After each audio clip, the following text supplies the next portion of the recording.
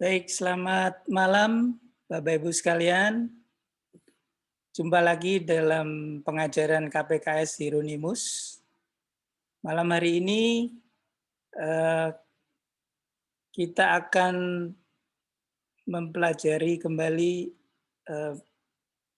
Kitab Wahyu yang sudah disusun oleh Pak Seto, membuka meterai Kitab Wahyu. Akan dibawakan oleh Pak Seto dalam 7 sesi. Hari ini pendahuluan nanti akan disampaikan oleh Pak Seto. Baik, untuk membuka pertemuan malam hari ini, kita persilakan Pak Helmi untuk pimpin doa untuk rekan-rekan kita yang sedang sakit, terutama Pak Agus ya, yang sedang dirawat di rumah sakit karena COVID. Dan juga mungkin saudara-saudara kita yang sedang sakit juga. Silakan Pak Helmi. Baik Bapak, Ibu, dan saudara-saudara sekalian, mari kita bersatu dalam doa. Kita hening sejenak.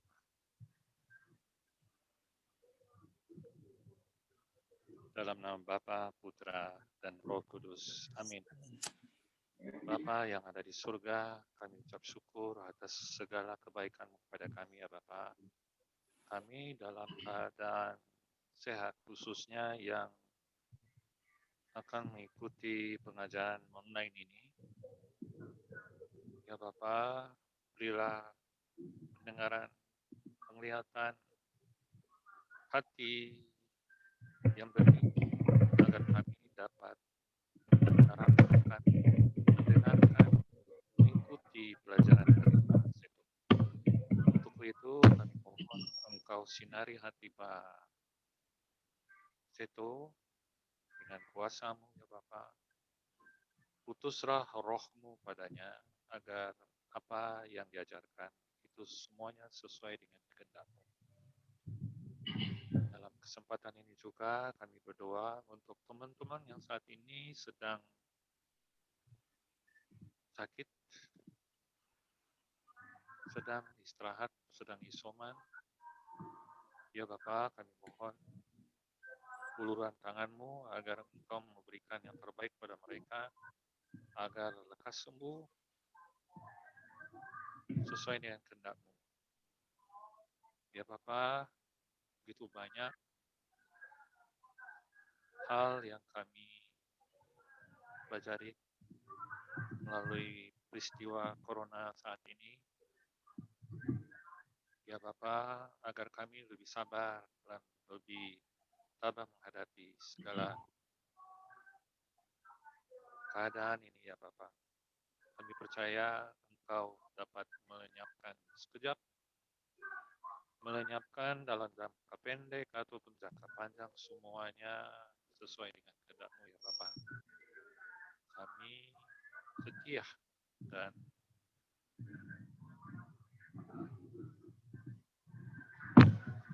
sungguh setia dalam menerima apapun yang Kau mau sesuai dengan kehendak-Mu. Bapa, Yesus dan Roh Kudus, kemuliaan kepada Bapa, kepada Roh Kudus, seperti pada permulaan, sekarang, selalu, dan sepanjang segala abad. Amin. Dalam nama Bapa, Putra, dan Roh Kudus. Amin. Terima kasih Pak Helmi. Kami persilakan Pak Seto untuk memulai pengajaran malam hari ini. Silakan Pak. Baik, selamat malam Ibu, Bapak, dan saudara-saudara semua. Malam ini kita akan mulai belajar satu kitab yang seringkali menarik perhatian, tetapi sekaligus juga seringkali dimengerti secara keliru. Karena dimengerti secara keliru, Bapak Ibu silahkan mengingat apakah pernah mengalami atau mendengar orang yang membaca kitab Wahyu dan menjadi takut. Nah, Kalau sampai ada yang membaca kitab Wahyu dan menjadi takut, itu bisa dipastikan salah membacanya. Nah, kemudian bagaimana orang bisa salah membaca kitab ini? Kitab ini seringkali dibaca sebagai kitab ramalan. Apa yang akan terjadi nanti, bagaimana peristiwanya akan terjadi, kapan itu akan terjadi, tanda-tandanya apa saja. Nah, hal-hal seperti itu yang membuat orang kemudian menggunakan kitab Wahyu sebagai buku ramalan. Itu sebuah kekeliruan. Itu sama saja Bapak Ibu membaca buku resep, tetapi seperti membaca puisi. Apa yang akan terjadi? Buku resep dibaca sebagai puisi. Kalau nggak percaya, coba aja. Bapak Ibu malam hari ini peragakan, ambil buku resep atau cari resep di internet, lalu baca sebagai puisi. Apa yang akan terjadi? Akan ada banyak yang tertawa. Akan ada yang bingung. Ini Papa kenapa malam ini kok jadi kayak gini? Atau seperti membaca buku cerita rakyat, tetapi dipandang sebagai buku sejarah. Ini cerita rakyat. Bagaimana mungkin orang membacanya sebagai sebagai sejarah? Salah membaca. Nah, kalau kita membuka kitab suci, Bapak Ibu, kitab suci itu berisi sabda Allah, tetapi disampaikan dalam bahasa manusia. Tuhan menyatakan kehendaknya lewat alam, lewat peristiwa sejarah, dan kemudian orang-orang yang percaya kepada Allah, baik orang Yahudi maupun jemaat Kristiani, menangkap pernyataan diri Allah itu lalu mengungkapkannya. Bagaimana mereka mengungkapkannya? Ya menggunakan cara bicara manusia. Kalau Bapak Ibu misalnya membaca kitab nabi-nabi, Bapak Ibu akan ketemu para nabi kalau berbicara seringkali menggunakan puisi. Kenapa memakai puisi? Kenapa memakai puisi? Nabi bicara lisan. Ada nabi yang menulis, tapi itu tidak biasa. Pada umumnya, nabi berbicara secara lisan di depan orang banyak. Dan untuk berbicara lisan, supaya kata-kata bisa diingat, itu ada teknik-teknik tertentu. Misalnya, Bapak Ibu tahu lagu Potong Bebek Angsa kan? Sejak umur berapa tahu lagu itu? Pertanyaan saya, waktu belajar nyanyi Potong Bebek Angsa, belajar notasinya dulu apa enggak? Saya tidak yakin. Tapi hanya dengan beberapa kali menyanyi, Bapak Ibu sudah ingat. Sampai sekarang ingatnya. Nah, kemudian Bapak Ibu silahkan mengingat cerita rakyat yang pernah Bapak Ibu dengar waktu kecil. Sekali diceritakan, kita bisa ingat. Itu teknik berbicara lisan. Tuhan Yesus juga memakai teknik-teknik seperti itu kok. Ada cerita, Tuhan Yesus banyak bercerita. Kemudian Tuhan Yesus juga menggunakan teknik yang lain lagi, menggunakan apa yang tampak, apa yang kelihatan oleh para pendengarnya. Kerajaan Allah itu seumpama pukat. Nah, itu Tuhan Yesus ngajarnya di pinggir danau, itu ada orang narik pukat. Ketika Tuhan Yesus mengatakan kerajaan Allah itu seumpama biji sesawi, ngajarnya dekat ladang ini. Ada pohon sesawi. Teknik bicara yang disampaikan secara lisan. Nah, kemudian balik ke Perjanjian Lama dan Perjanjian Baru, di dalam kitab nabi-nabi kita ketemu puisi. Kemudian ketika kita membaca kitab Amsal, Bapak Ibu ketemu dengan jenis sastra yang berbeda lagi. Kalau dalam bahasa Indonesia masuknya ke puisi lama, karena di dalam Amsal itu ada peribahasa. Coba saja Bapak Ibu buka ya, coba buka kitab Amsal dulu sekarang. Silahkan membuka kitab Amsal.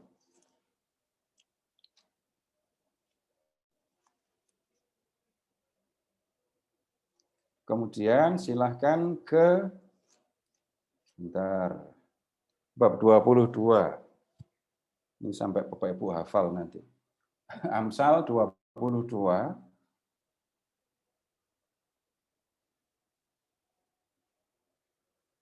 Silahkan lihat ke ayat 13.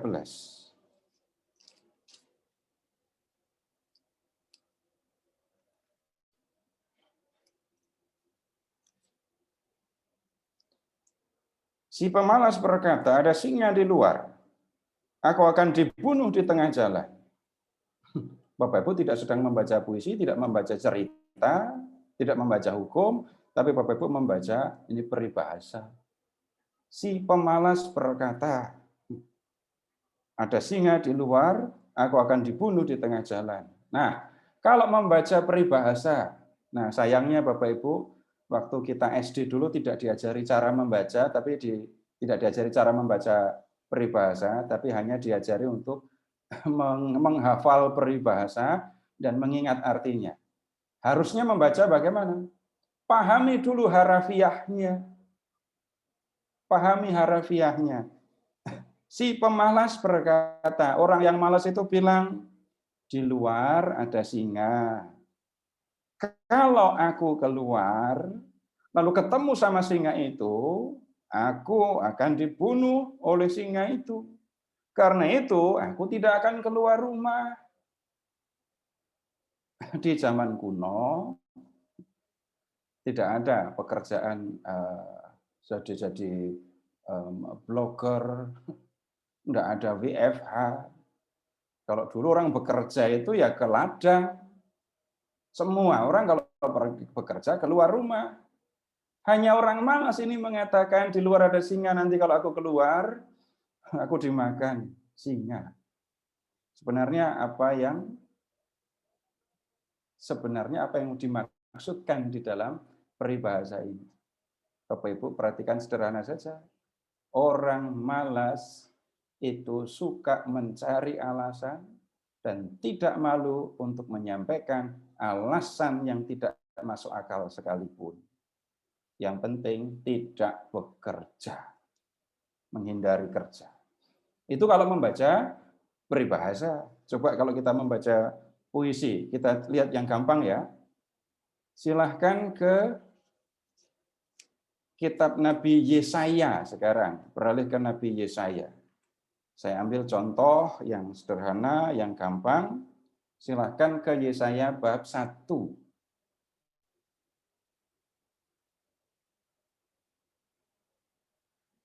Yesaya bab 1, silahkan ke ayat 2. Ini sederhana saja, 2 dan 3. Dengarlah hai langit, perhatikanlah hai bumi. Sebab Tuhan berfirman, aku membesarkan anak-anak dan mengasuhnya, tetapi mereka memberontak terhadap aku. Lembu mengenal pemiliknya, tetapi Israel tidak. Keledai mengenal palungan yang disediakan tuannya, tetapi umatku tidak memahaminya. Ini bahasa puisi. Jangan sampai Bapak Ibu membacanya sebagai peribahasa, apalagi sejarah. Nah, ciri khas puisi apa? Ada banyak gaya bahasa. Nah, silahkan Bapak Ibu perhatikan ayat 2.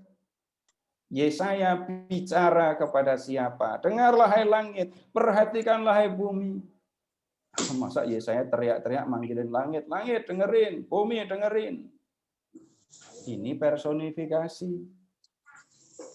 Kalau angkatan Bapak Ibu lebih suka bertanya kepada rumput yang bergoyang tuh. Nah, itu personifikasi. Sebab Tuhan berfirman, aku membesarkan anak-anak, tetapi mereka memberontak terhadap aku. Tuhan punya anak. Tuhan membesarkan anak. Nah, ini kiasan. Lalu, lembu mengenal pemiliknya, tetapi Israel tidak. Keledai mengenal palungan yang disediakan tuannya, tetapi umatku tidak memahaminya. Kiasan lagi. Israel dibandingkan dengan keledai, dibandingkan dengan lembu. Nah, ini khas puisi. Ada personifikasi, ada kiasan-kiasan. Nah, kemudian sekarang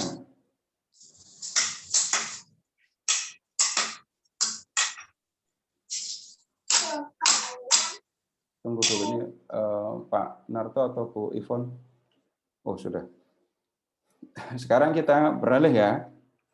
Silahkan Bapak Ibu ke kitab sejarah. Sekarang ke 1 Samuel. Silahkan ke 1 Samuel. Misalnya ke bab 21. 1 Samuel 21.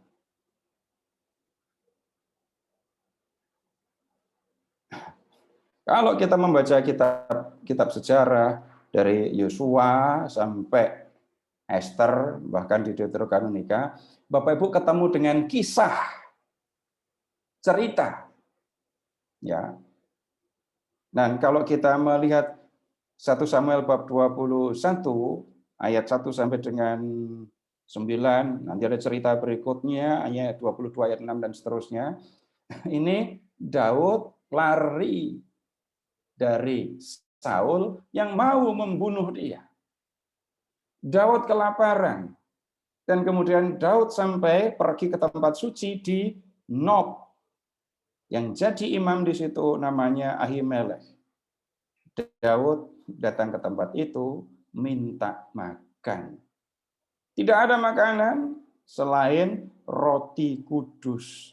Roti sajian, roti yang dipersembahkan kepada Tuhan di dekat tabut perjanjian.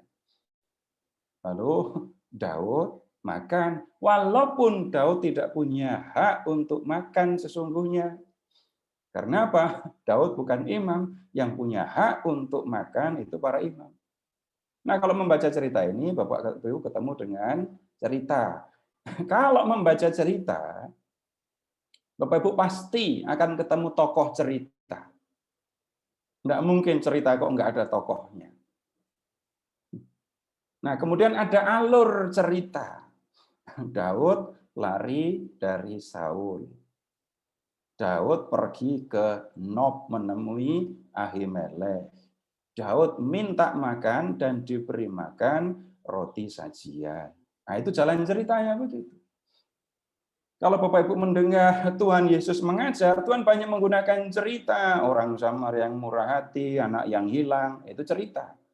Dan Tuhan Yesus sendiri menjadi tokoh cerita yang diceritakan oleh Matius, Markus, Lukas, dan Yohanes. Kalau membaca Taurat, Bapak Ibu, seperti yang sudah kita lihat panjang lebar, ada banyak bagian Taurat yang berupa hukum. Kalau membaca hukum, kita pernah mendiskusikannya. Ada yang membacanya harfiah, ada juga yang membacanya dengan mencari jiwa dari hukum itu. Nah, di dalam Alkitab, Bapak Ibu, ada dua kitab yang jenis sastranya beda dari yang lain. Beda dari yang lain. Dan sekalipun Bapak Ibu belajar bahasa Indonesia lama sekali, mungkin Bapak Ibu tidak pernah mempelajari jenis sastra yang digunakan di kitab Daniel dan Wahyu, yaitu jenis sastra apokalipsis. Jadi ada puisi, ada peribahasa, ada cerita, ada apokalipsis. Ini kalau belajar bahasa Indonesia sampai SMA dulu ya, atau ada yang sarjana bahasa Indonesia, pernah nggak belajar jenis sastra ini? Jenis sastra ini, Bapak Ibu, hanya digunakan di abad kedua sebelum Masehi sampai abad kedua sesudah Masehi. Sesudah itu orang tidak menggunakannya lagi. Dan sekali lagi hanya 2 kitab yang menggunakan jenis sastra ini. Kitab Daniel di Perjanjian Lama dan kemudian kitab Wahyu di Perjanjian Baru. Tapi kita hanya belajar kitab Wahyu. Kalau mau belajar Daniel, tambah sesi lagi. Nah, sekarang tiap jenis sastra punya ciri-ciri ya. Kalau puisi tadi, ya ada gaya bahasa. Kemudian ada kiasan-kiasan. Kalau membaca cerita, selalu ada tokoh, selalu ada jalan cerita. Nah, kalau baca hukum, ada tindakan yang dilarang, kadang-kadang disertai hukumannya apa. Nah, kalau sastra apokaliptik, atau jenis sastra yang ini, ciri-cirinya apa? Saya akan sebutkan yang gampang-gampang saja ya. Kalau membaca Daniel dan Wahyu, Bapak Ibu akan ketemu dengan penglihatan-penglihatan. Jadi penglihatan-penglihatan ini mencolok sekali di dalam sastra apokaliptik. Jadi kalau di sastra apokaliptik nggak ada penglihatan, nah itu bukan sastra apokaliptik. Dan penglihatan-penglihatan itu, Bapak Ibu, seringkali hanya berupa lambang, dan orang tidak tahu apa yang sebenarnya dimaksudkan dalam lambang, dalam penglihatan itu. Nah, supaya Bapak Ibu bisa memahaminya lebih gampang, sekarang silahkan membuka dulu kitab Daniel. Ya. Silahkan membuka kitab Daniel.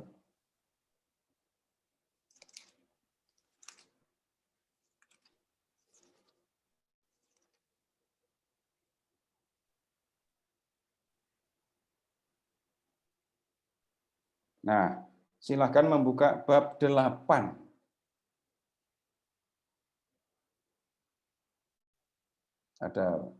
Kita akan melihat contoh ya. Sastra apokaliptik itu ciri khasnya adalah adanya penglihatan, dan penglihatannya itu berupa lambang.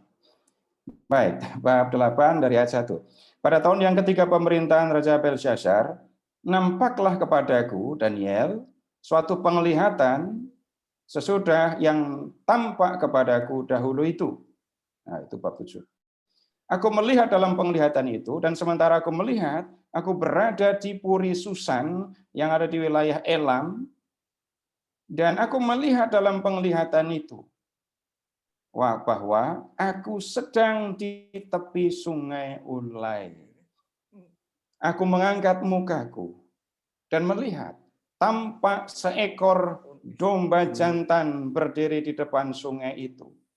Tanduknya 2, dan kedua tanduk itu tinggi. Tetapi yang satu lebih tinggi dari yang lain, dan yang tinggi itu tumbuh terakhir. Sudah mulai bingung kan? Aku melihat domba jantan itu menanduk ke barat, ke utara, ke selatan, dan tidak ada seekor binatang pun yang tahan menghadapi dia. Dan tidak ada yang dapat membebaskan dari kuasanya. Ia berbuat sekehendak hatinya dan membesarkan diri. Daniel melihat apa? Domba jantan. Kemudian domba jantan itu punya tanduk 2. Yang satu lebih tinggi dari yang lain, tapi tanduk yang tinggi itu munculnya belakangan. Kemudian domba itu menanduk ke barat, ke utara, ke selatan. Tidak ada yang membebaskan dari kuasanya. Ia berbuat sekehendak hatinya dan membesarkan diri. Nah, berikutnya ayat 5. Sementara aku memperhatikannya, tampak seekor kambing jantan datang dari sebelah barat, yang melintasi seluruh bumi tanpa menginjak tanah. Dan kambing jantan itu mempunyai satu tanduk aneh, di antara kedua matanya. Ia datang kepada domba jantan yang 2 tanduknya, dan yang kulihat berdiri di depan sungai itu, lalu menyerangnya dengan keganasan yang hebat. Aku melihatnya mendekati domba itu, domba jantan itu. Ia menggeram, lalu ditanduknya domba jantan itu, dipatahkannya kedua tanduknya, dan domba jantan itu tidak berdaya untuk tahan menghadapi dia. Dihempaskannya dia ke bumi, diinjak-injaknya, dan tidak ada yang melepaskan domba itu dari kuasanya. Kambing jantan itu sangat membesarkan dirinya, tetapi ketika ia sampai pada puncak kekuasaannya, patahlah tanduk yang besar itu, lalu pada tempatnya tumbuh 4 tanduk yang aneh, sejajar dengan keempat mata angin yang dari langit. Nah, sekarang Daniel melihat, ini bukan domba, tapi kambing datang dari barat. Lalu kambing itu menyerang domba jantan dengan ganasnya, dan kemudian lihat, menanduk domba jantan itu, kedua tanduknya dipatahkan, lalu domba jantan itu tidak berdaya. Kemudian lihat, muncul 4 tanduk, ya, ayat 8. Patahlah tanduk besar, tadi tanduknya kan cuma 1, tanduk itu patah, lalu muncul 4 tanduk aneh. Berikutnya lagi. Maka salah satu dari tanduk itu muncul tanduk kecil yang menjadi sangat besar ke arah selatan, ke arah timur, dan ke arah tanah permai. Ia menjadi besar, bahkan sampai kepada bala tentara langit. Dan dari bala tentara itu, dari bintang-bintang, dijatuhkannya beberapa ke bumi dan diinjak-injaknya. Bahkan terhadap panglima bala tentara itu pun, ia membesarkan dirinya. Dan daripadanya diambil korban persembahan sehari-hari, dan di tempatnya yang kudus dirobohkannya. Nah, Bapak Ibu, ini yang dilihat oleh Daniel. Tanduk besar tadi patah, muncul 4 tanduk, dari salah satu tanduk, kemudian muncul tanduk kecil. Dan tanduk kecil ini, lihat, menjadi sangat besar ke selatan, ke timur, ke tanah permai. Berikutnya, tanduk itu menjadi besar, bahkan sampai kepada bala tentara langit. Bapak Ibu, kalau membaca yang seperti ini, bisa membayangkan tanduk itu membesar ke selatan, ke timur, ke arah tanah permai. Nah, Bapak Ibu, ini yang dimaksudkan penglihatan itu berupa lambang, dan penglihatan dalam penglihatan apokaliptik seringkali penglihatannya verbal. Hanya bisa dikatakan, sulit dibayangkan. Nah, kemudian lihat sekarang ke ayat 15. Sedang aku, Daniel, melihat penglihatan itu dan berusaha memahaminya. Daniel melihat, lalu berusaha memahami. Tapi nggak ngerti. Tampaklah seorang berdiri di depanku yang rupanya seperti seorang laki-laki. Ya. Dan aku mendengar dari tengah sungai Ulai itu suara manusia yang berseru, Gabriel, buatlah orang ini memahami penglihatan itu. Nah, Bapak Ibu, kenal dengan malaikat Gabriel kan? Tapi kenalnya di Injil Lukas. Nama malaikat Gabriel pertama kali munculnya di sini, di kitab Daniel. Daniel tidak mengerti makna penglihatan itu. Dan malaikat Gabriel diberi tugas untuk memberi penjelasan tentang apa yang dilihatnya. Nah, kemudian lihat ke ayat 19. Lalu berkatalah ia, aku beritahukan kepadamu apa yang akan terjadi pada akhir murka ini. Sebab hal itu mengenai akhir zaman. Nah, ini perhatikan soal akhir zaman nanti juga akan muncul, ini juga khas di dalam sastra apokaliptik. Ayat 20. Domba jantan yang kau lihat itu dengan kedua tanduknya itu adalah raja-raja orang Media dan Persia. Ya, jelas artinya. Jadi arti dari penglihatan itu disampaikan oleh malaikat. Domba jantan dengan dua tanduk. Itu raja-raja Media dan Persia. Dan kambing jantan yang berbulu kesat itu ialah raja negeri Yunani dan tanduk besar yang di antara kedua matanya itu ialah raja yang pertama. Sebenarnya bukan raja yang pertama, tapi ini menunjuk kepada Alexander Agung. Dan bahwa tanduk itu patah pada tempatnya itu muncul 4 buah, berarti 4 kerajaan akan muncul dari bangsa itu, tetapi tidak sekuat yang terdahulu. Setelah Alexander meninggal, wilayah kekuasaannya dari Eropa, Makedonia, Yunani, sampai ke Persia, itu dibagi-bagi jadi bahan rebutan dari 4 orang panglimanya. Itu 4 tanduk yang muncul. Dari salah satu tanduk muncul tanduk kecil. Yang sombong, yang aneh tadi.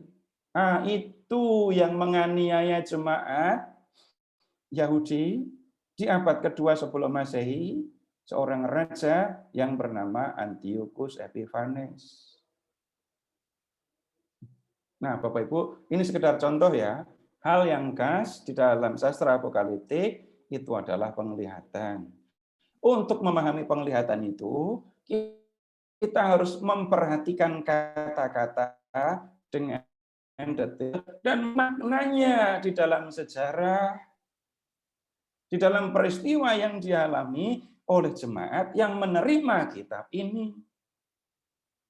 Yang tadi saya sampaikan, banyak orang keliru membaca, itu menggunakan penglihatan ini, kayak gini ya, untuk mencari tahu dalam sejarah modern, untuk meramalkan ini menunjuk pada peristiwa apa, ini menunjuk pada peristiwa apa. Oh, kalau begitu akhir zaman mau datang.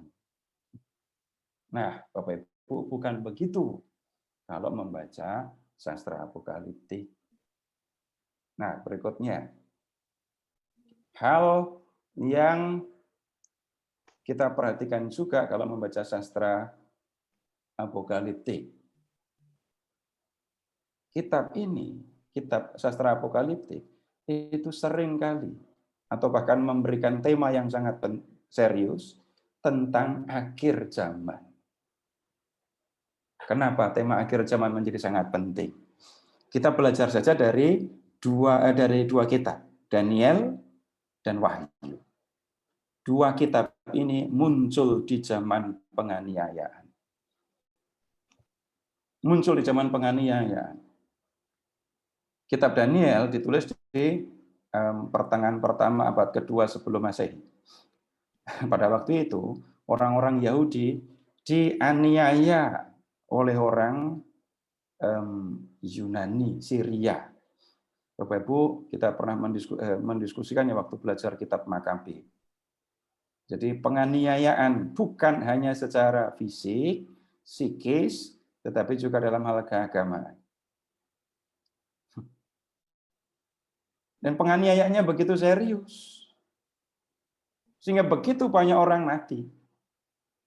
Nah, ketika melihat banyaknya orang yang mati ini, munculkan pertanyaan, kenapa kita setia kepada Tuhan, tapi kesetiaan kita itu malah membawa kematian, membahayakan kehidupan kita. Kita percaya kepada Tuhan, Tuhan melihat kalau kita dianiaya. Apakah Tuhan diam saja melihat kita yang percaya kepadanya itu dianiaya? Jawabannya tidak. Tuhan tidak akan tinggal diam.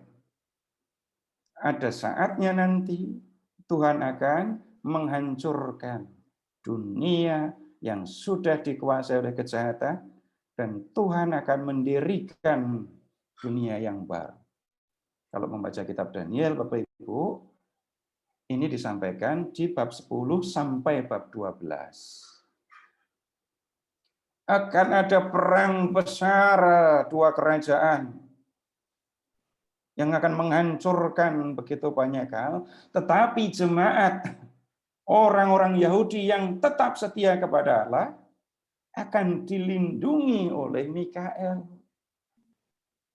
Dan orang-orang yang setia kepada Allah, setia kepada hukum Allah, biarpun mereka mati, mereka akan bangkit dan hidup dalam kemuliaan.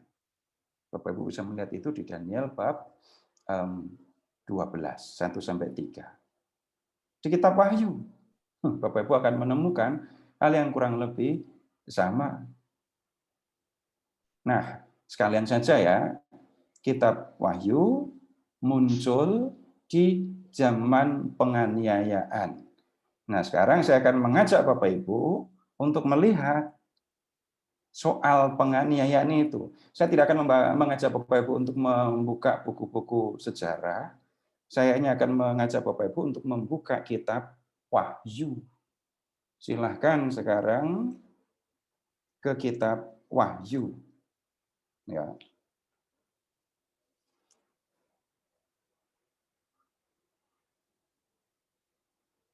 Bapak Ibu, saya tidak menyampaikan kepada Bapak Ibu secara terstruktur, rapi gitu ya.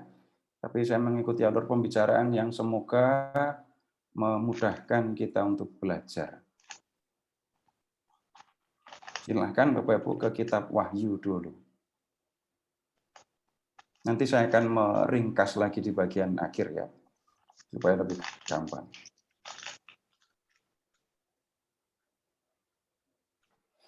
Silahkan ke Wahyu bab 1.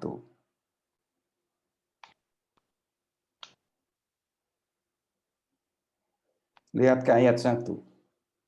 Inilah wahyu Yesus Kristus yang dikaruniakan Allah kepadanya supaya ditunjukkannya kepada hamba-hambanya apa yang harus segera terjadi. Dan oleh malaikatnya yang diutusnya, ia telah menyatakan kepada hambanya Yohanes. Wahyu Yesus Kristus dikaruniakan Allah kepadanya. Allah mengaruniakan wahyu kepada Yesus.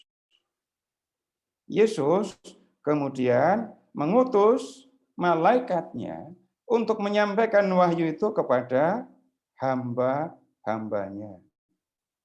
Ia telah menyatakannya kepada hambanya, Yohanes.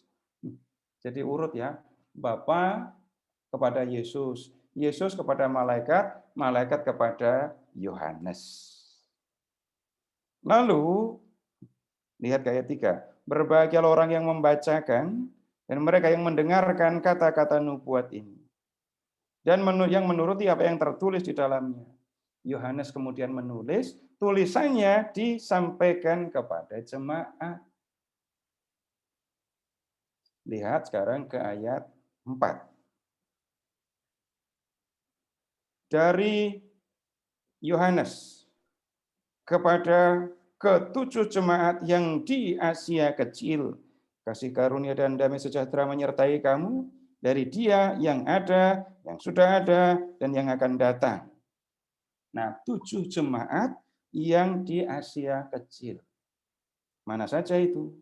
Bapak Ibu, sekarang silakan ke ayat 11.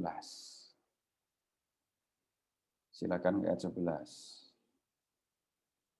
Apa yang engkau lihat, tuliskanlah di dalam sebuah kitab dan kirimkanlah kepada ke-7 jemaat ini. Efesus, Smyrna, Pergamus, Tiatira, Sardis, Philadelphia, Laodikia. Ulang. Efesus, Smyrna, Pergamus, Tiatira, Sardis, Philadelphia, Laodikia. Ini 7 jemaat yang menerima tulisan dari Yohanes ini. Yohanes sendiri nulisnya di mana? Lihat ke ayat 9. Aku, Yohanes, saudara dan sekutumu dalam kesusahan, dalam kerajaan dan dalam ketekunan menantikan Yesus berada di pulau yang bernama Patmos karena firman Allah dan karena kesaksian yang diberikan oleh Yesus. Tunggu dulu, Bapak Ibu punya ide enggak? Tempat-tempat ini adanya di mana? Kalau tidak, tolong membuka dunia perjanjian baru. Di belakang peta, di belakang Alkitab, Bapak Ibu cari peta. Dan cari peta yang judulnya dunia perjanjian baru. Pak Narto? Ya, Pak. Saya bisa share screen? Oh iya, ya.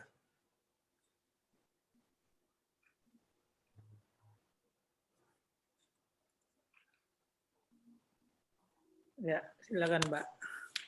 Baik. Ini kalau yang di Alkitabnya nggak ada peta, silakan lihat yang di layar saja.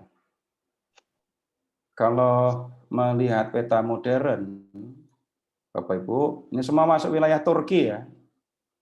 Ini Syria ada di sini, Israel di bawah, di selatan, dan ini semua ada di Turki. Nah, kemudian kita lihat Patmos ada di mana? Patmos itu ada di sebuah pulau, ini sebuah pulau, di sini letaknya. Dan kemudian coba kita lihat jemaat-jemaat itu tadi. Efesus ada di mana? Nih, Efesus. Kemudian Smyrna ada di sini. Setelah Smyrna, lalu Pergamus. Nih, Pergamus. Setelah Pergamus, lalu Tiatira ada di sini. Setelah Tiatira, lalu Sardis. Setelah Sardis, Philadelphia. Berikutnya, Laodikia. Nah, ini 7 jemaat di Asia Kecil yang menerima tulisan dari Yohanes. Nah, kalau sekarang Bapak Ibu ke Turki, yang dicari mana? Ini Pamukkale sama Çanakkale, jangan-jangan. Atau ke Kusadasi. Nah, itu kalau sekarang main. Atau ke Kapadokia, naik balon. Nah, itu jemaat yang menerima tulisan dari Yohanes. Baik, kembali ke kitab Wahyu. Nah, Bapak Ibu begini. Kalau kita membuka kitab Wahyu, sekarang silahkan ke bab 1 ayat 9. Ini yang barusan kita lihat tadi ya. Ini kan bicara 7 surat untuk 7 jemaat.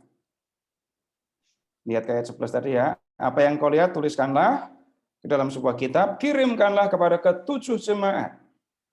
Berikutnya, Bapak Ibu lihat ke bab 2, ayat 1. Tuliskanlah kepada malaikat jemaat Efesus. Jadi ada tulisan, ada surat kecil gitu ya, untuk jemaat Efesus. Berikutnya, kepada jemaat di Smyrna, 2 ayat 8. 2:12, kepada jemaat Pergamus.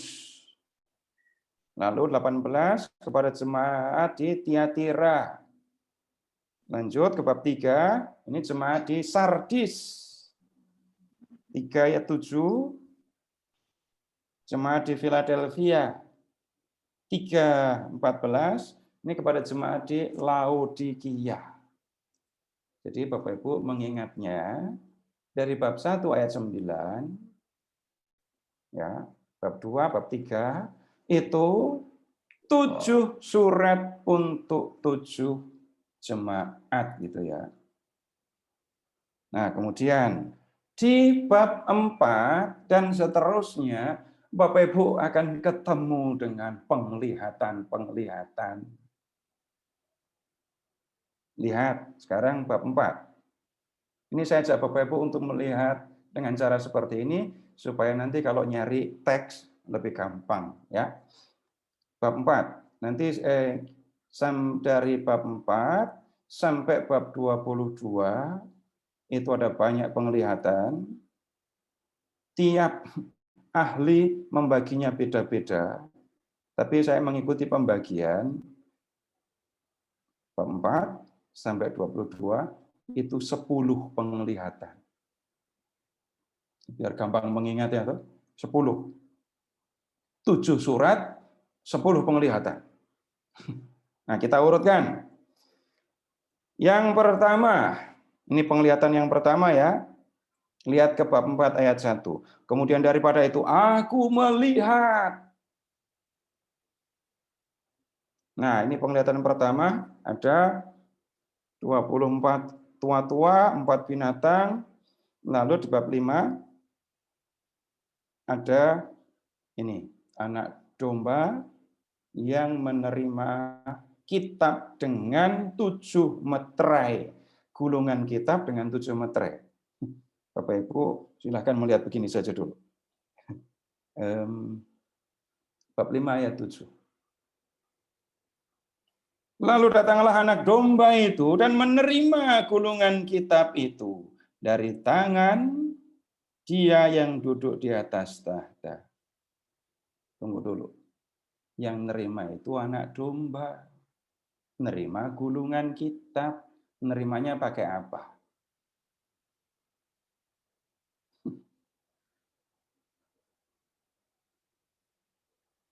Berikutnya lagi, sebentar.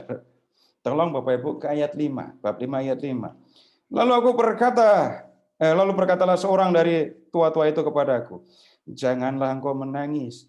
Sesungguhnya singa dari suku Yehuda, yaitu tunas Daud, telah menang. Sehingga ia dapat membuka gulungan kitab dan membuka ke-7 meterainya. Dikatakan yang pantas untuk menerima kitab, membuka gulungan kitab itu singa. Di ayat 6 yang muncul anak domba. Singa jadi anak domba. Kalau Bapak Ibu mengikuti cara berpikir yang biasa, pasti akan kerepotan. Anak domba terima gulungan kitab. Nah, kemudian kalau lihat sekarang nanti di ayat 6 dan bab 6 dan seterusnya, anak domba itu membuka gulungan kitab yang ada meterai-meterainya. Bukan meterai yang 10.000 itu ya. Meterai dari zaman kuno. Anak domba buka meterai gulungan kitab. Bapak Ibu tidak bisa membayangkan harafiah pasti. Nanti harus tahu anak domba ini. Kenapa anak domba itu sebelumnya kok singa? Singa jadi anak domba. Nah, itu nanti dulu. Nah, sekarang penglihatan yang kedua, lihat di bab 6. Anak domba itu membuka meterai yang mengunci atau menutup gulungan kitab. Nah, itu terjadi Bapak Ibu dari bab 6 ayat 1 sampai bab 8 ayat 1. Di bab 8 ayat 1 dikatakan, ketika anak domba itu membuka meterai yang ke-7, maka sunyi senyaplah di surga kira-kira setengah jam lamanya. Nah, berikutnya ayat 2. Ini lalu aku melihat ke-7 malaikat yang berdiri di hadapan Allah, dan kepada mereka diberikan 7 sangkakala. Penglihatan tentang pembukaan 7 meterai lewat. Kita masuk penglihatan yang ketiga sekarang. Penglihatan tentang 7 malaikat dengan 7 sangkakala. Lihat 8 ayat 6, 4 sangkakala yang pertama, bab 9, sangkakala yang ke-5. Berikutnya 9:13, sangkakala ke-6. 11 ayat 15, sangkakala ke-7. Itu penglihatan yang ketiga. Ini berikutnya penglihatan yang keempat, bab 12 sekarang. Ini penglihatan dari seluruh penglihatan yang di kitab Wahyu. Ini yang paling terkenal di antara orang Katolik karena pasti dibacakan di hari raya Maria diangkat ke surga 15 Agustus. Kalau 15 Agustusnya tidak jatuh di hari Minggu, nanti dirayakan di hari Minggunya. Ini ada perempuan dan naga. Ini penglihatan yang keempat. Perempuan dan naga. Perempuan mengandung, mau melahirkan, ditungguin sama naga. Tapi begitu perempuan itu melahirkan, anaknya dibawa ke hadapan Allah. Perempuan itu lari ke bumi, dikejar oleh naga. Nah, naga nggak bisa nangkap perempuan itu, lalu mengejar keturunan-keturunan perempuan itu yang lain. Itu penglihatan yang keempat. Penglihatan yang kelima, nah di sini kita ketemu dengan satu hal yang sering kali dimengerti secara kacau sama sekali. Di penglihatan yang kelima, itu kita melihat satu, binatang yang keluar dari laut. 2 ayat 11, binatang yang keluar dari bumi. Nah, sekarang lihat ke ayat 18. Yang penting di sini ialah hikmat. Barang siapa yang bijaksana, baiklah ia menghitung bilangan binatang itu, karena bilangan itu adalah adalah bilangan seorang manusia. Dan bilangannya ialah 666. Yang bilangannya angka iblis siapa? Tapi pernah dengar kan? Ini bilangan seorang manusia. Kok bisa mengatakan 666 itu angka iblis? Dari mana? Jawabannya katanya pasti. Nah, ini yang penglihatan yang berupa tanda yang tidak dipahami maknanya. Jadinya kayak gini. Nah, di zaman lampau, angka 666 itu pernah digunakan untuk menunjuk itu paus gitu. Yang lain lagi mengatakan itu Hitler, ngaco sudah. Udah nggak beres kalau udah ketemu yang seperti itu. Kemudian sekarang ke bab 14. Anak domba dan pengikutnya yang ditebusnya.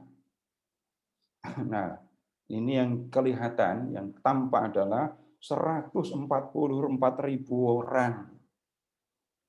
Ini penglihatan yang keenam. Ya. Berikutnya, ini masih lanjut, Bapak Ibu. Sekarang silahkan ke bab 15. Ayat 2. Kita masuk penglihatan yang ke-7. Penglihatannya apa? Lihat ke ayat 5. 7 malaikat dengan 7 cawan murka Allah. Lihat di bab 16, 7 malapetaka muncul di sini. Berikutnya ke bab 17 sekarang. Bab 17. Ini penglihatan yang ke dalam. Penghakiman atas Babel. Penghancuran Babel. Bapak Ibu, Babel itu sudah dikalahkan oleh Kores, Raja Persia, yang disebut di kitab Daniel tadi. Kores muncul di kitab Nabi Yesaya. Babel sudah lama hancur. Loh, kok ini ada penghakiman atas Babel?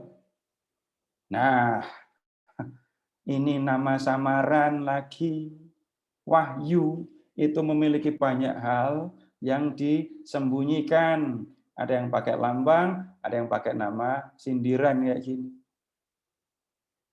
Nah, yang Bapak Ibu lihat di bab 17 ayat 1, pelacur besar yang duduk di tempat yang banyak airnya.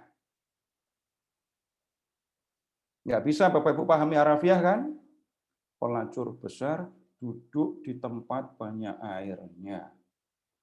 Lalu malah mikirin tempat pelacuran yang dekat air. Enggak nyambung. Karena apa? Lihat Bapak Ibu sekarang, ke ayat 5.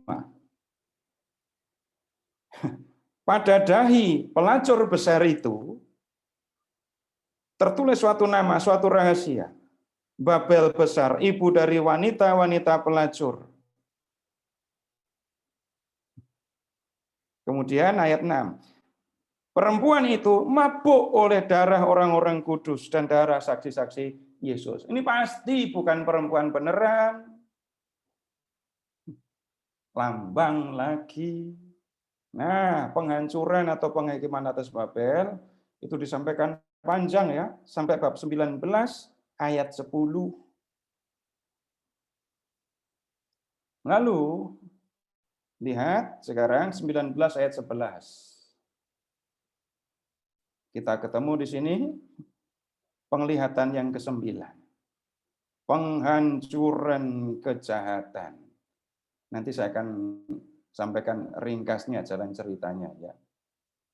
Nah, perhatikan Bapak Ibu, di sini kita ketemu dengan binatang yang disebut di bab 13 tadi dikalahkan di sini, dihukum di sini.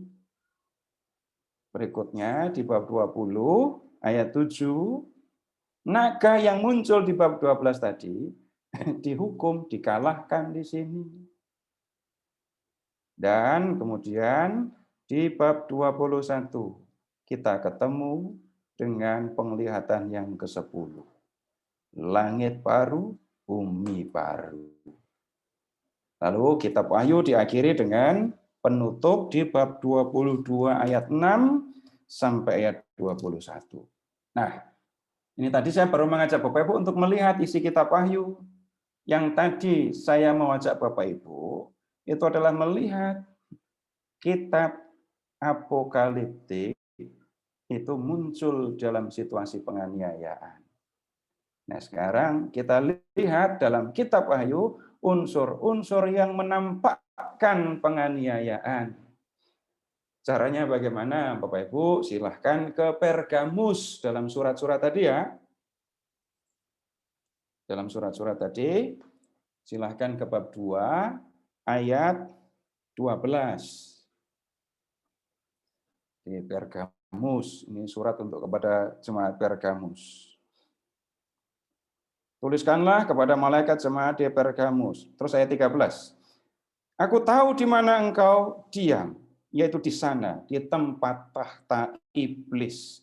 Dan engkau tetap berpegang pada namaku, dan kau tidak menyangkal imanmu kepadaku, juga tidak pada zaman Antipas, saksiku, martirku, yang setia kepadaku, yang dibunuh di hadapan kamu, di mana iblis diam. Jemaat di Pergamus jelas menghadapi penganiayaan. Penganiayaan ini membawa korban. Disebut anggota jemaat yang bernama Antipas dibunuh di situ. Berikutnya kita lihat ya, waktu pembukaan meterai tadi, ya bab 6 di pembukaan meterai bab 6 ya. Silahkan ke ayat 9, 6 ayat 9.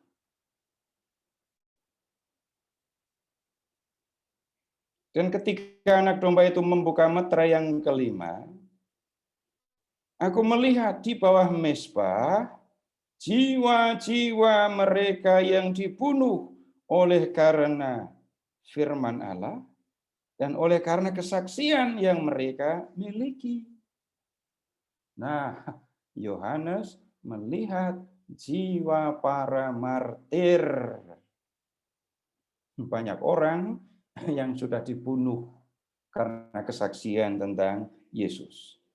Ayat 10. Dan mereka berseru dengan suara nyaring, katanya, berapa lamakah lagi ya penguasa yang kudus dan benar, engkau tidak menghakimi dan tidak membalaskan darah kami kepada mereka yang diam di bumi. Dan kepada mereka masing-masing diberikan sehelai jubah putih Dan kepada mereka dikatakan bahwa mereka harus beristirahat sedikit waktu lagi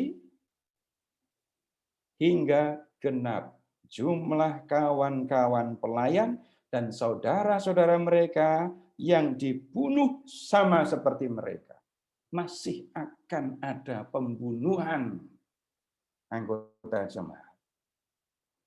Nah, berikutnya lagi. Silahkan sekarang ke bab 13.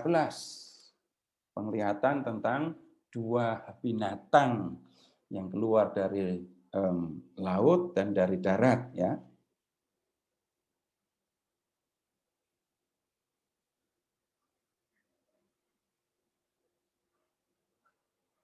Silahkan ke bab 13 ayat 2.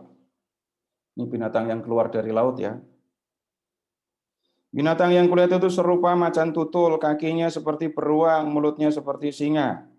Naga itu memberikan kepadanya kekuatan dan tahtanya dan kekuasaannya. Sudah, Bapak Ibu sudah pasti dengan membaca ayat 2 ini, tidak mungkin ini ngomong binatang sungguhan. Karena apa? Lihat, kekuatan tahta. Binatang apa yang duduk di tahta? Nah, itu di kerajaan binatang, nah, itu adanya di Babel nanti. Tapi lihat, yang dilihat oleh Yohanes itu lambang. Nggak mungkin ini binatang sungguhan karena duduk di tahta. Belum selesai. Sekarang silahkan ke ayat 5. Dan kepada binatang itu diberikan mulut yang penuh kesombongan dan hujat. Binatang dikasih mulut yang penuh kesombongan dan hujat. Kepadanya juga diberikan kuasa untuk melakukannya 42 bulan lamanya. Lalu ia membuka mulutnya untuk menghujat Allah, menghujat namanya, dan kemah kediamannya, dan semua mereka yang diam di surga. Dan ia, binatang itu yang keluar dari laut, diperkenankan untuk berperang melawan orang-orang kudus, dan untuk mengalahkan mereka.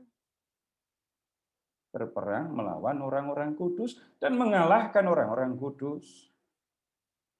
Nah, Bapak Ibu, orang kudus itu bukan santo santa ya di sini. Belum ada di kitab Wahyu bicara tentang santo dan santa.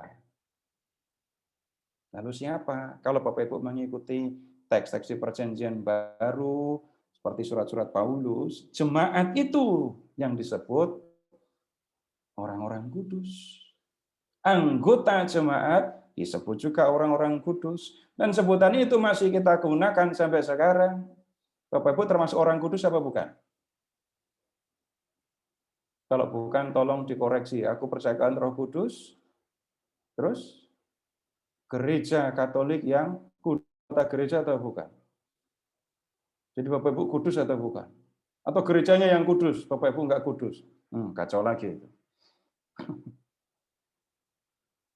Ya, kata kudus tidak sama dengan, tidak selalu berarti tidak berdosa.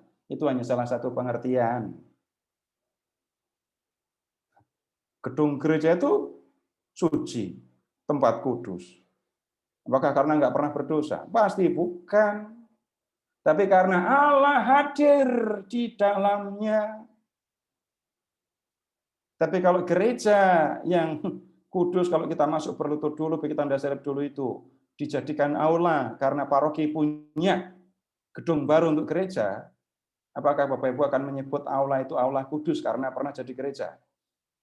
Jadi kalau mau masuk aula itu, aula bekas gereja itu berlutut dulu, begitu tanda salib dulu. Enggak. Kenapa kok begitu? Ketika gereja difungsikan sebagai tempat untuk ibadah, kita percaya Allah hadir di situ, dan tempat itu dikhususkan untuk Tuhan. Gereja, jemaat juga disebut kudus karena Allah hadir di dalam jemaat, dan jemaat adalah orang-orang yang dikhususkan untuk melayani Allah. Nah, lihat, binatang yang keluar dari laut ini, pasti penguasa politis ini karena punya tahta. melawan orang kudus, mengalahkan mereka, penganiayaan lagi kan. Nah, yang berikutnya, kita temui pelacur besar yang duduk di tempat yang banyak airnya tadi, bab 17.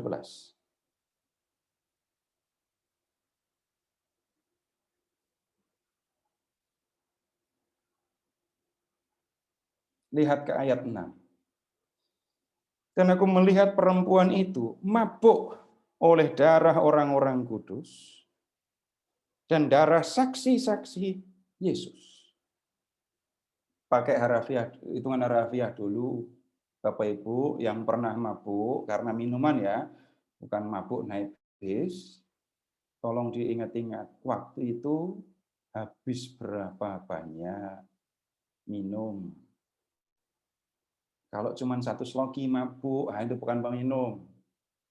Itu belum mabuk kalau 1 sloki. Kalau 1 botol, belum. Tergantung minumannya, 1 botol belum mabuk. Nah, sederhananya begini saja. Orang banyak makan, kekenyangan. Orang banyak minum alkohol, mabuk. Nah ini, perempuan ini mabuk. Minum darah orang kudus, minum darah para martir. Nah, Bapak Ibu, ini saya mengajak Bapak Ibu melihat berdasarkan yang ada di dalam teks, kelihatan kitab Wahyu ditulis ya untuk jemaat yang menghadapi penganiayaan. Nah, penganiayaan oleh siapa? Nah, kalau dipelajari di buku sejarah, Bapak Ibu akan ketemu kitab Wahyu ditulis kurang lebih tahun 90-an, dan pada waktu itu yang jadi kaisar adalah Kaisar Domitianus. Ya boleh pelajari yang kayak gitu, tetapi ya nanti paling ada batasnya mempelajari begitu. Tapi saya lebih banyak mengajak Bapak Ibu buka teks dan lihat kalau ngomong penganiayaan ini teks-teksnya. Nah, kitab Wahyu ini bukan buku ramalan, tapi kitab penghiburan. Penghiburan yang bagaimana? Tunggu dulu. Silahkan kalau ada yang mau ditanyakan dulu, kita diskusi dulu. Saya mau minum dulu. Iya, Pak. Ada yang mau bertanya? Pak Roy udah ketawa-ketawa tuh.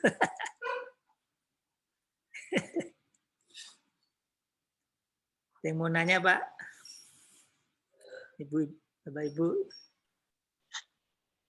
Mau nanya Bu, Pak Seto. Iya, silakan. Kenapa yang di bab 17 itu, kan tadi kata Bapak, yang pelacur itu tuh ternyata lambang. Kenapa sih sama yang ini? Yang binatang duduk di tahta itu juga bukan binatang sesungguhan, berarti kan lambang. Kenapa lambang-lambangnya itu se-ekstrem itu, Pak? Makasih. Ada ide, pengennya lambangnya yang bagaimana?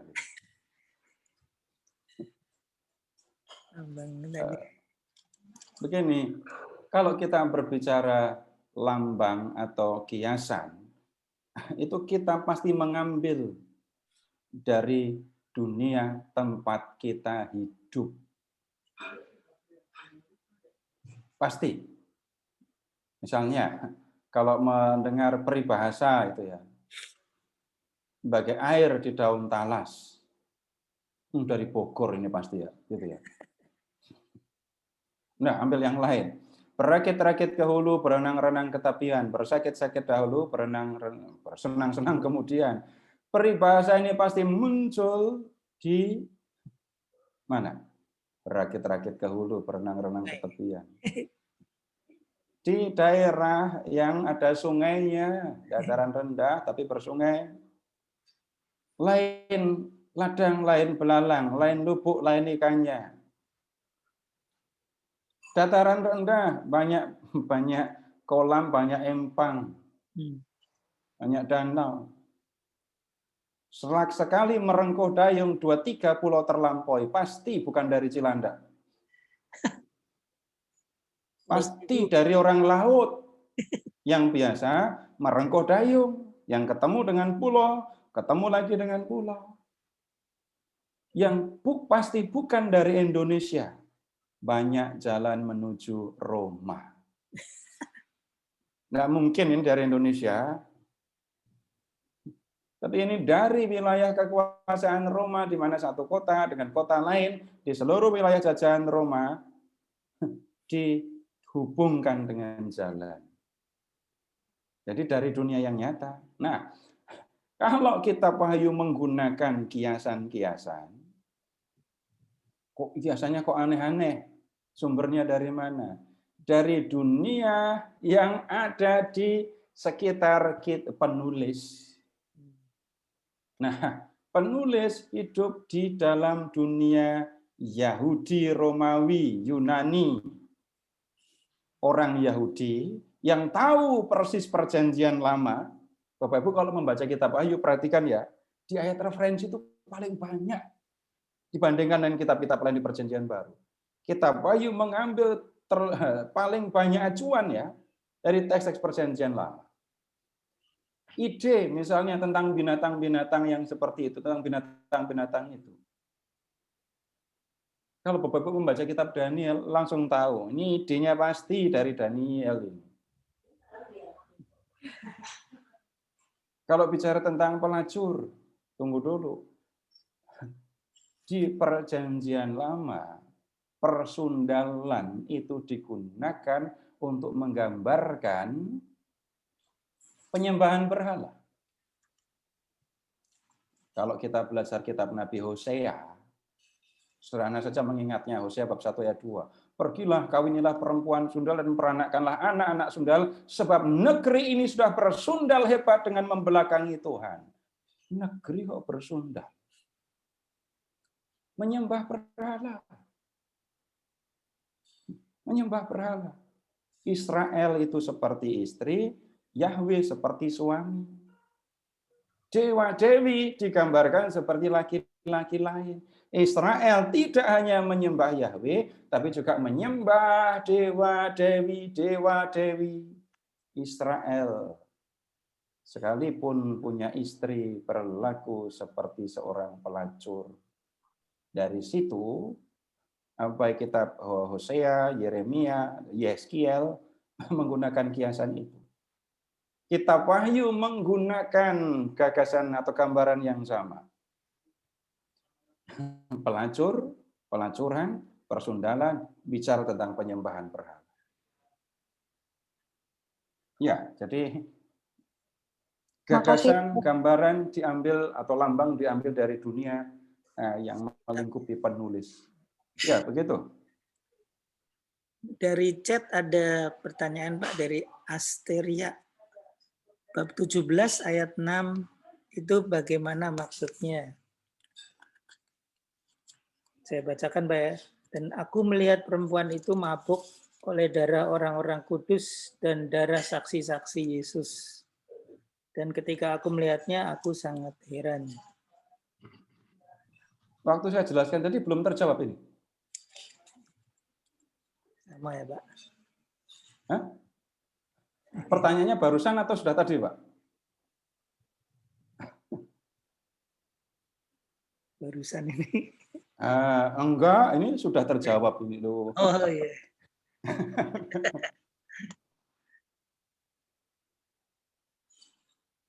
Terus ini ada lagi tuh, Pak. Ada binatang keluar dari laut dan bumi. Ada yang mengartikan binatang tersebut adalah sebuah kapal yang datang. Apakah bisa demikian? Yang kedua, apakah ada maksud tertentu? Yohanes memakai lambang-lambang tersebut, kenapa tidak langsung saja? Nah, kenapa tidak langsung saja? Lah, emangnya Bapak Ibu kalau ngomong lugas terus. Enggak yakin saya, Bapak Ibu bicaranya lugas terus. Apalagi yang SMA-nya tahun 80-an, 70-an. Kalau nulis surat aja panjang-panjang, pakai puisi. Nah, iya kan? Saya Pak, mohon izin ada teman tuli nama Pak Niko mau tanya arti angka 666. 666. Iya, iya. Terima kasih, Pak. Jadi tentang ini lambang tunggu dulu, ini yang ini dulu ya. Jadi kenapa digunakan lambang? Tidak semua hal kita bisa langsung katakan secara lugas. Ada yang lugas? Ada. Sekarang begini saja, saya pakai gambaran yang biasa saja, yang mungkin sudah berulang kali saya sampaikan. Ibu, Bapak berdua terima tamu. Tapi Bapak ngomong terus dan mengatakan hal-hal yang harusnya nggak diomongkan. Ibu nyuruh Bapak diem tapi nggak boleh bicara, nggak pakai kata-kata. Gimana caranya? Cubit. Hah? Hanya dengan mata kan? Mata atau bibir? Hanya dengan melirik dan lirikan tertentu, orang akan suaminya akan tahu, Bapak akan tahu ini artinya apa. Bahasa lambang kan? Nah, kemudian kalau ada sesuatu yang sifatnya rahasia, yang orang lain nggak boleh tahu, juga bisa digunakan, ini soal dengan menggunakan lambang. Nah, sekarang begini, Bapak, Ibu, jemaat sedang dianiaya. Yang menganiaya jemaat itu adalah penguasa Roma. Kaisar, seluruh aparatnya terlibat di dalam penganiayaan. Yohanes, penulis kitab Wahyu mengatakan, Roma akan runtuh. Mau bilang Lukas begitu? Kalau kata-kata ini disampaikan secara lugas, buku ini pasti sudah dibredel. Kitab Wahyu itu ditulis ya, bukan dikatakan secara lisan. Kita sudah lihat di bagian awal tadi, dibacakan di dalam jemaat. Kitab ini dibacakan di jemaat, kirim ke jemaat lain, dibacakan. Nah, kalau mau bicara, penganiaya kita, Roma akan runtuh, hancur. Gambarannya seperti batu kilangan yang besar yang dilemparkan ke dalam laut. Enggak akan muncul lagi. Kalau hal seperti itu dikatakan dengan Lukas, maka tidak bisa buku ini beredar. Yang berikutnya, kalau ketemu binatang yang keluar dari laut, Bapak, Ibu mencari makna dalam penglihatan itu, kita nggak usah kemana-mana, nggak usah cari ide kemana-mana, cukup cari di dalam teks. Di dalam teks saja. Nanti pada waktunya kita akan melihat. Nah, perhatikan tadi ya, binatang yang keluar dari laut. Terima kekuasaan, ada tahta kan tadi. Jadi binatang yang keluar dari laut itu duduk di tahta. Siapa yang duduk di tahta? Yang menganiaya jemaat. Kaisar tuh.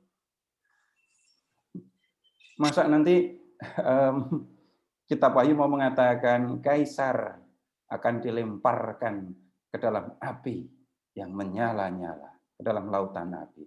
Ya, kalau bicaranya begitu, nggak bisa kitab ini beredar. Kemudian binatang yang keluar dari laut tadi terima kekuasaan dari siapa?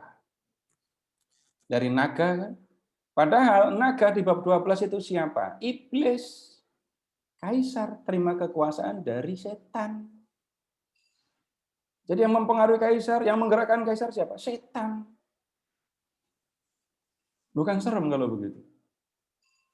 Nah, kemudian masih di bab 13 ya, binatang yang keluar dari darat. Nanti pada waktunya kita bicarakan detail ya. Sekarang gambaran ringkasnya dulu ya. Binatang yang keluar dari darat. Binatang yang keluar dari darat itu menggerakkan orang untuk membuat patung dari binatang yang keluar dari laut. Jadi binatang yang keluar dari darat memaksa orang, menggerakkan orang untuk membuat patung binatang yang keluar dari laut dan menyembahnya. Nah, kalau ngomongin di dunia abad pertama, ini ketahuan. kaisar dianggap sebagai dewa, disembah seperti dewa. Ya, disembah sebagai dewa. Di mana-mana di tempat yang jauh kaisar dibuat patungnya, lalu kaisar disembah sebagai dewa. Yang enggak mau menyembah, bunuh, dibunuh. Siapa kalau begitu orang-orang ini? Nah, kalau membuka yang di Wahyu bab 19 ayat 20, ini menyebut nabi-nabi palsu. Loh, siapa mereka ini sebenarnya? Orang-orang yang mempropagandakan penyembahan kaisar. Punya kesaktian? Ya, punya kesaktian karena bisa membuat patung ngomong. Orang-orang ini menyuruh, memaksa orang menyembah kaisar, padahal kaisar bukan Allah. Maka di bab 19 ini disebut nabi palsu. Inilah yang dilambangkan dengan angka 666.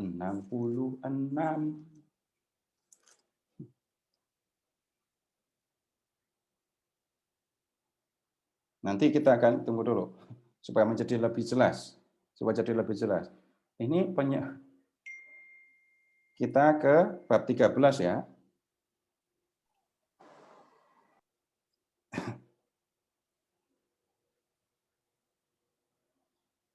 Dan ia menyebabkan sehingga kepada semua orang, kecil atau besar, kaya atau miskin, merdeka atau hamba, diberi tanda pada tangan kanannya atau pada dahinya, dan tidak seorang pun yang dapat membeli atau menjual selain daripada mereka yang memakai tanda itu. Tanda apa? Yaitu nama binatang atau bilangan namanya.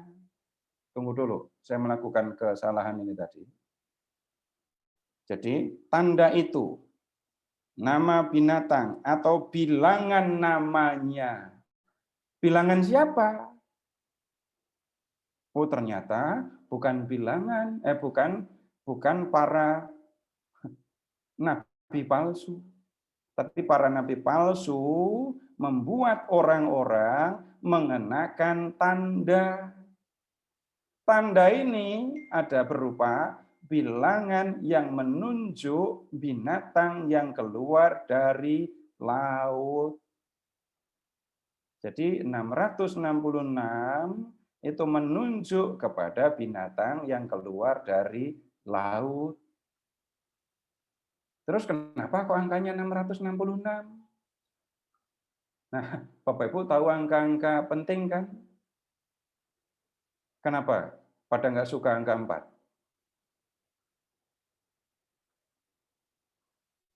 Kenapa sukanya angka 8 sama 9? Kalau dikasihnya 4 miliar, itu 4 loh ya. Tapi ya dalam kepercayaan tertentu ada angka-angka istimewa kan? Nah, di antara orang Yahudi juga ada angka istimewa, 3, 7, 10, 12, dan perkaliannya. Ingat tadi ada 144.000 orang ya.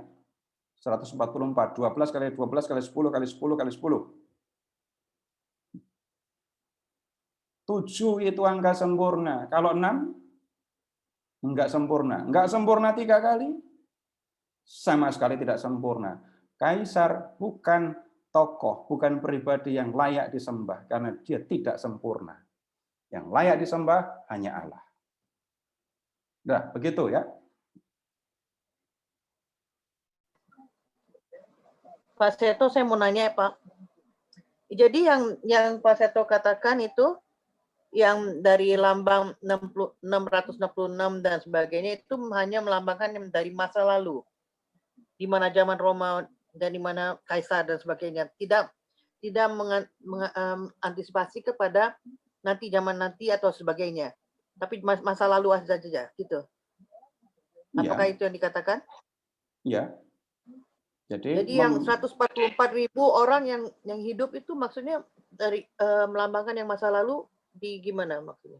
Tunggu dulu, Ibu kejauhan itu, karena itu menganggap masa lalu, selalu semuanya diomongin masa lalu. Tunggu dulu.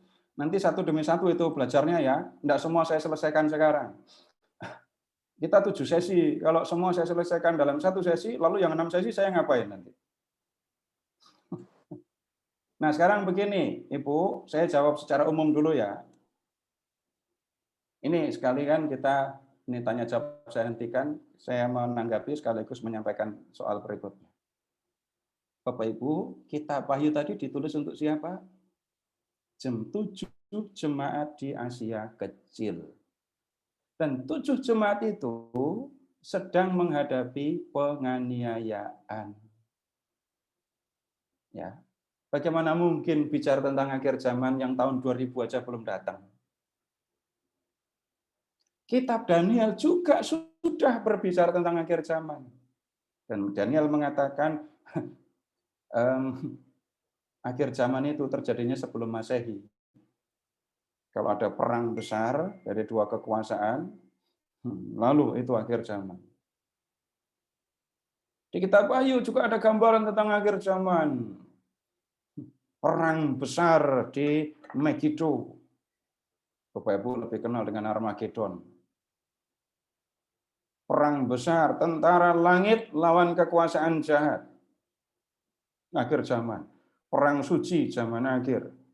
Bapak Ibu mungkin masih ingat David Kores ya, ingat tahun berapa itu. Sudah ngomong perang suci zaman akhir karena dia mempersiapkan diri sebagai pasukan yang datang dari Tuhan itu. Tapi kalah. Salah membaca lagi, konsekuensinya begitu parahnya. Nah, sekarang begini, kitab ini sebenarnya kitab penghiburan. Penghiburannya bagaimana? Jemaat Kristiani sedang dianiaya. Mereka tidak bebas, banyak anggota jemaat yang mati. Ingat pertanyaan para martir yang di bawah mezbah tadi. Berapa lama Tuhan? Bentar lagi.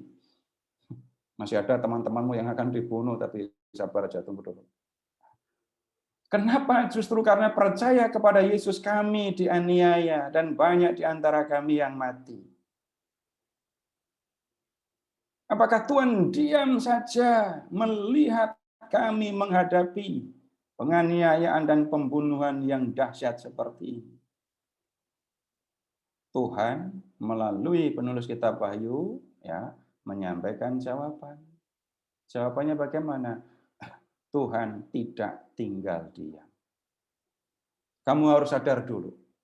Yang menganiaya kamu itu kaisar. Didukung nabi-nabi palsu. Ya. Dan kaisar mendapat kekuasaan dari iblis. Itu yang menganiaya kamu, itu yang membunuh saudara-saudara. Perhatikan ya, yang akan dikerjakan Tuhan. Roma akan diruntuhkan. Kaisar, para nabi palsu akan dihukum Tuhan. Iblis pun akan dihukum Tuhan. Dan lebih dari itu, dunia yang sudah diwarnai dengan kejahatan dan sudah lama dikuasai iblis akan dihancurkan oleh Tuhan. Dan Tuhan akan menciptakan langit baru, bumi baru, Yerusalem surgawi. Kamu yang tetap setia kepada Tuhan Yesus walaupun harus menghadapi penganiayaan, bertahanlah. Kalaupun kamu mati, bukan masalah. Tuhan sudah menyediakan bagi kamu tempat kediaman yang abadi. Kamu akan bergembira bersama dengan Allah. Nah, kitab Wahyu ditulis untuk jemaat yang teraniaya. Isinya apa? Penghiburan. Penghiburan bagaimana? Bertahanlah dalam menghadapi penganiayaan yang membuat kamu sangat menderita, bahkan mungkin akan mendatangkan kematian bagimu. Ada 2 hal yang akan dilakukan Tuhan. Pertama, mengalahkan orang-orang pihak-pihak yang sudah menganiayakan. Yang kedua, Tuhan akan menyediakan tempat yang mulia bagimu. Syaratnya 1, setia kepada Tuhan. Nah, balik lagi Bapak Ibu, kitab ditulis untuk jemaat pada waktu itu. Bapak Ibu, kita ini statusnya ikut dengerin. Dengerin Yohanes bicara kepada 7 jemaat. Jadi nanti ketika kita membaca surat dan terutama membaca penglihatan-penglihatan, Bapak Ibu membacanya pakai tahapan. Tahap yang pertama itu mengerti yang tertulis, pahami yang ditulis, bukan yang dipikirkan. Tahap yang kedua, pahami pesannya untuk jemaat pada waktu itu. Pahami pesan untuk jemaat pada waktu itu. Yang ketiga, apa yang bisa saya pelajari dari pengajaran atau kata-kata Yohanes kepada jemaat pada waktu itu. Bacanya harus 3 tahap. Karena ini tidak seperti ketika kita membaca peribahasa tadi ya. Nggak bisa. Nggak nyambung, nggak ketemu kalau begitu caranya. Kitab ini ditulis untuk jemaat di abad pertama kok. Sama kalau Bapak Ibu membaca surat-surat Paulus, Bapak Ibu akan memperhatikan ini surat ditulis kepada jemaat Korintus, bukan kepada jemaat di Cilanda. Nggak mungkin saya menerapkan, Bapak Ibu tidak mungkin menerapkan kata-kata ini untuk jemaat Cilanda. Memang orang mendengar bahwa ada percabulan di antara kamu, dan percabulan yang begitu rupa seperti yang tidak terdapat sekalipun di antara bangsa-bangsa yang tidak mengenal Allah, yaitu bahwa ada orang yang hidup dengan istri ayahnya, ada percabulan di antara kamu. Ini ditulis Paulus di 1 Korintus 5. Kamunya itu siapa? Jemaat Korintus. Kita membaca dan belajar dari situ. Bukan ini surat untuk jemaat Korintus seolah-olah ditulis untuk kita. Kacau kalau gitu membacanya.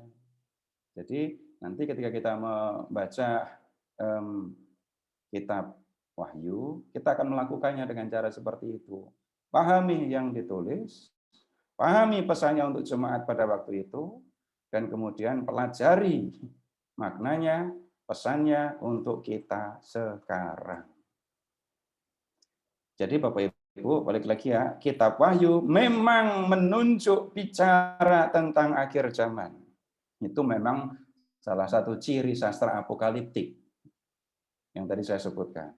Muncul di zaman penganiayaan, dan kemudian sastra apokaliptik, para penulis sastra apokaliptik mengatakan akan ada penghancuran. Zaman akan berakhir dan Tuhan akan memulai zaman baru. Daniel dan Wahyu juga berbicara begitu. Tetapi kitab ini bukan ramalan. Maksudnya bukan besok akan terjadi apa.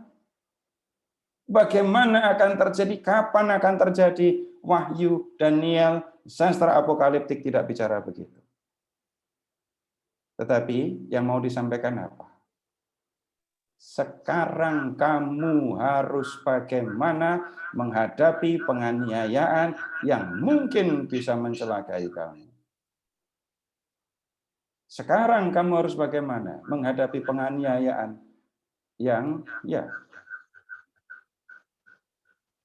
yang bisa membuat banyak anggota jemaat meninggal.